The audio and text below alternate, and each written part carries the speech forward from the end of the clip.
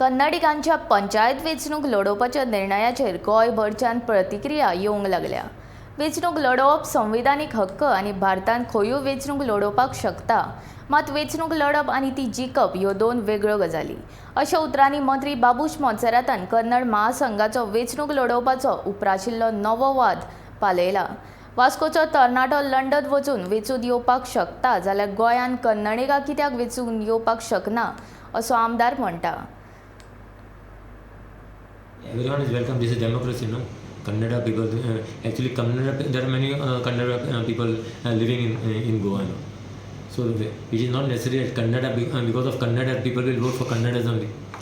Okay. See, this is democracy. Anyone can contest from anywhere. Yeah, at least as an MLA, as long as you are a voter of anywhere from the state of Goa, you can contest. MP, I can tomorrow I can go and contest in maybe in any other state. So I am entitled as a citizen of India. And I feel anybody can contest anywhere. It is a fundamental rights.